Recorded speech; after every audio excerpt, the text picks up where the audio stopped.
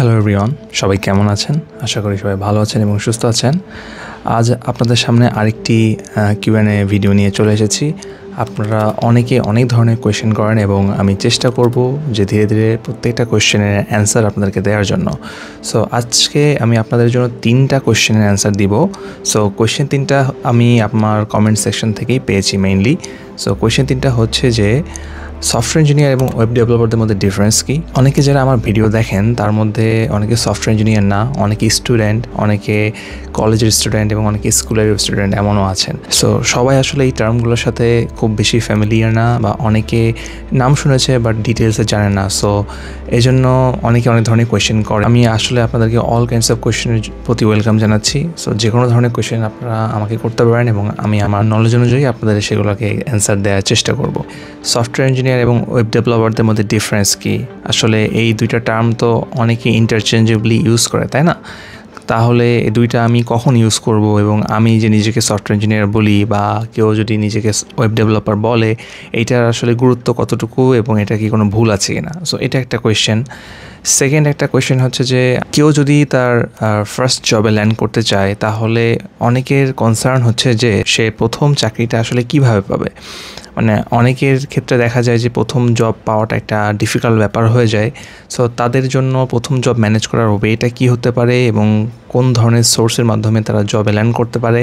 So প্রথম job পাওয়ার উপায়টা কি, সেটা অনেকে জানতে চেয়েছেন।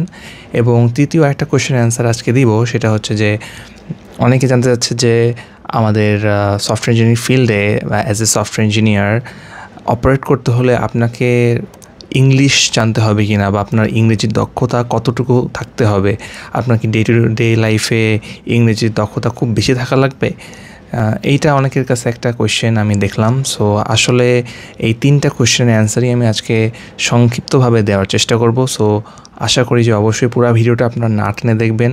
সো চলুন আমরা প্রথমে শুরু করি সফটওয়্যার ইঞ্জিনিয়ার এবং ওয়েব ডেভেলপারদের মধ্যে ডিফারেন্স কি। আসলে আমরা অনেকেই এই দুইটা টার্মিনোলজি ইন্টারচেঞ্জেবলি ইউজ করে থাকি। সো বেসিক্যালি সফটওয়্যার ইঞ্জিনিয়ারিং টার্মিনোলজিটা একটা আমব্রেলা ক্যাটাগরি, অর্থাৎ সফটওয়্যার ইঞ্জিনিয়ারিংয়ের মধ্যে আসলে অনেকগুলো ফিল্ড আছে এবং আমরা যারা এই ফিল্ডে কাজ করি আমরা ডিফারেন্ট অ্যাসপেক্টে স্পেশালাইজেশন আমাদের আছে। সো সেই ভিত্তিতেই সফটওয়্যার ইঞ্জিনিয়ারিংয়ের মধ্যে আপনারা অনেকগুলো ক্যাটাগরি দেখবেন, যেমন হতে পারে ওয়েব ডেভেলপার, হতে পারে mobile application developer, DevOps engineer, machine learning engineer, AI engineer, main frame engineer, UI UX engineer, quality assurance engineer, game developer, data scientist and system administrator. So প্রত্যেকটা জিনিসই আসলে সফটওয়্যার ইঞ্জিনিয়ারিংয়ের মধ্যে একটা চাইল্ড হিসাবে বা তার নিচের লেয়ারে বিলং করে। সো এইটা হচ্ছে আসলে একটা আমব্রেলা টার্ম এগেইন, অ্যান্ড এই আমব্রেলা টার্মের মধ্যে আসলে অনেকগুলো ডিফারেন্ট ব্রাঞ্চ আউট হয়ে গেছে এবং এই ব্রাঞ্চে অনেকে স্পেশালাইজড হয়। যেমন আমরা হইতেছে সফটওয়্যার ইঞ্জিনিয়ারিং ফিল্ডে ওয়েব ডেভেলপমেন্টে স্পেশালাইজড আমরা। এখন কথা হচ্ছে ওয়েব ডেভেলপমেন্টও আবার ডিফারেন্ট ক্যাটাগরি হতে পারে, যেমন হতে পারে front end engineer, back end engineer. Okay, আপনারা দুইটা টার্মিনোলজির নামই হয়তো শুনেছেন। ফ্রন্ট এন্ড ইঞ্জিনিয়াররা যারা আছে UI ডেভেলপ করে, অর্থাৎ তারা different kinds of front end framework, যেমন হতে পারে অ্যাঙ্গুলার, ভিউজেস, নেক্সট.js, তারপরে রিয়্যাক্ট, এই ধরনের ডিফারেন্ট কাইন্ডস অফ টুলসে অ্যান্ড টেকনোলজিসে তারা হচ্ছে স্পেশালাইজড। ওকে, আবার ব্যাক এন্ড ইঞ্জিনিয়ার্স যারা আছে তারা হচ্ছে মেইনলি যে সার্ভারের মধ্যে যে কোডগুলো আমরা back end API based application আমরা যারা ডেভেলপ করি, অথবা এখানে different kinds of worker service হতে পারে, ক্রন জব হতে পারে, দেন MVC অ্যাপ্লিকেশন হতে পারে, and different kinds of application process যেগুলো আমরা ব্যাকএন্ডে রান করে থাকি। দেন স্ক্রেপিং অ্যাপ্লিকেশনগুলো হতে পারে, অ্যানালিটিক্যাল অ্যাপ্লিকেশনগুলো, data flow and event driven system যেগুলো আমরা বানাই, এই পুরো জিনিসগুলো হচ্ছে ব্যাকএন্ড ইঞ্জিনিয়ার্সরা ডেভেলপ করে থাকে।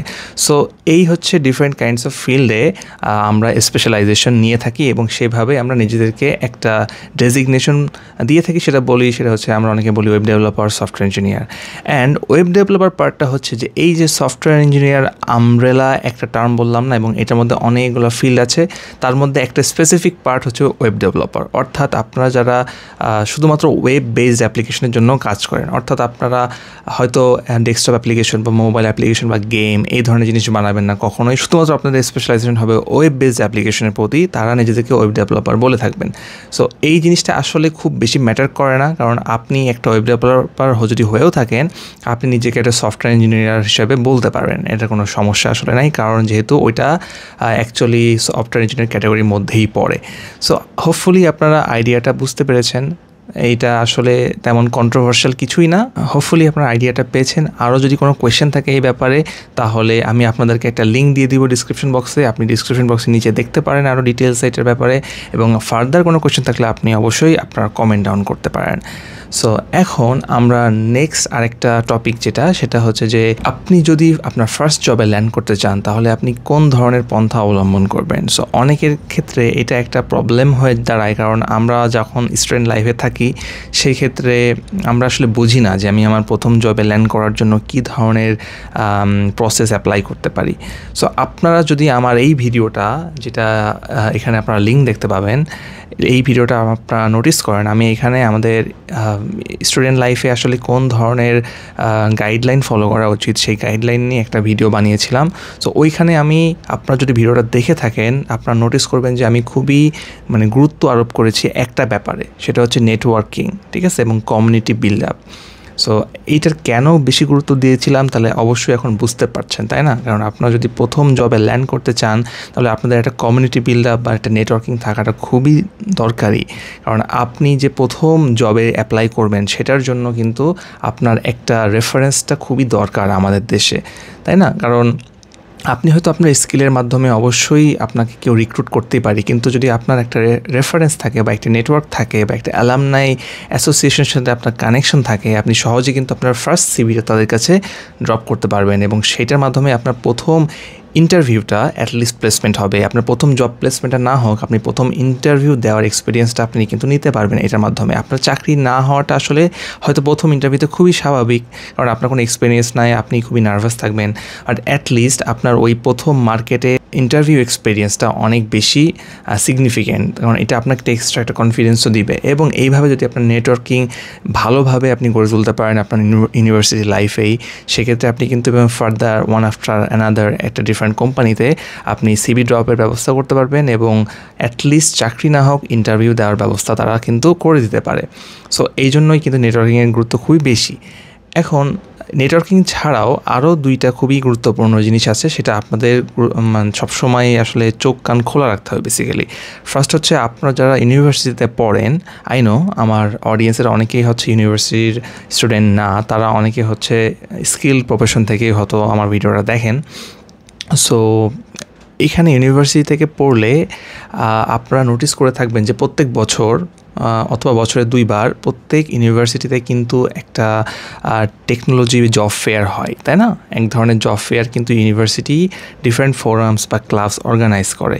সো এইগুলোর মাধ্যমে কিন্তু আপনাদের সুবর্ণ সুযোগটা হাতে পেয়ে যেতে পারেন, তাই না? কারণ আপনি যদি আপনার একটা ভালো সিভি থাকে, আপনার ভালো একটা রেজুমে থাকে, আপনার ইউনিভার্সিটিতে যদি একটা জব ফেয়ার হয়, আপনি জাস্ট স্বাভাবিকভাবে প্রত্যেকটা বুথে যে আপনার সিভিটা ড্রপ করে দিবেন। আপনার যদি কম্পিটিটিভ সিভি এবং শর্টলিস্টেড হয় ওই কোম্পানি দ্বারা, তাহলে কিন্তু আপনার প্রথম কলটা আপনারা পেয়ে যেতে পারেন। সো অবশ্যই আপনাদের পোর্টফোলিওটা বা আপনাদের সিভিটা আপনারা শুরু থেকেই কিন্তু সাজানো শুরু করবেন। এজন্য আমি আপনাদের পোর্টফোলিওর প্রতিও কিন্তু গুরুত্ব দিয়েছিলাম আমার গাইডলাইন ভিডিওতে।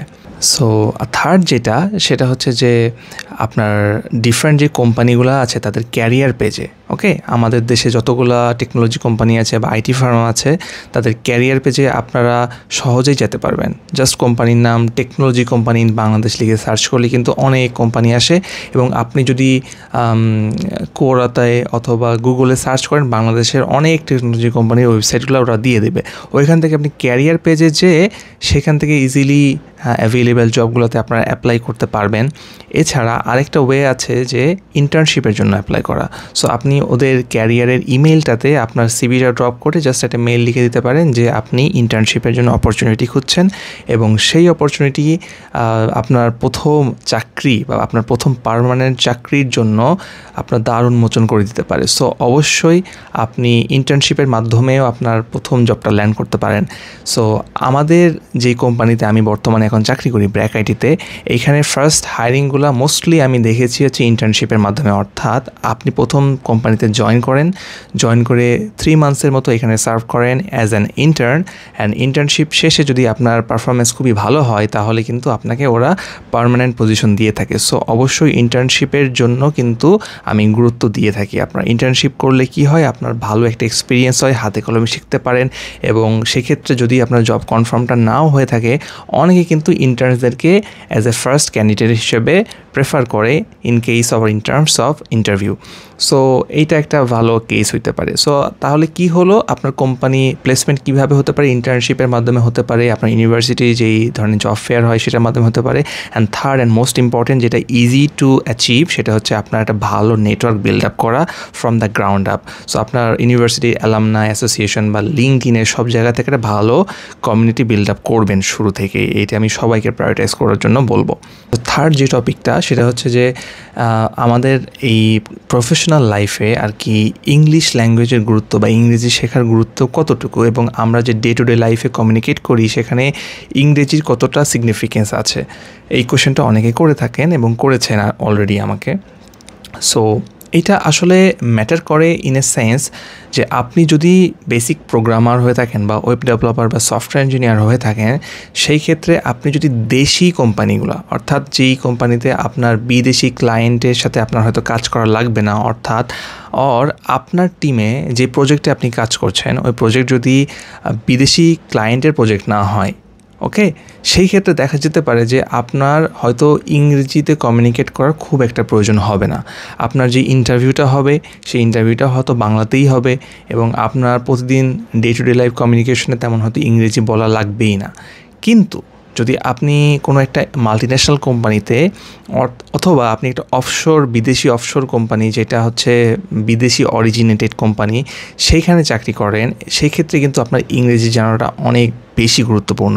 কারণ সেক্ষেত্রে কী হয়, আপনার স্টেক হোল্ডারগুলা বা ম্যানেজমেন্ট অনেকেই কিন্তু বিদেশের। সো সেক্ষেত্রে আপনার ইংরেজিতে কথা বলা এবং ডে টু ডে লাইফে ইংরেজিতে কনভারসেশন করার একটা গুরুত্ব কিন্তু অনেক বেশি হয়ে যায়।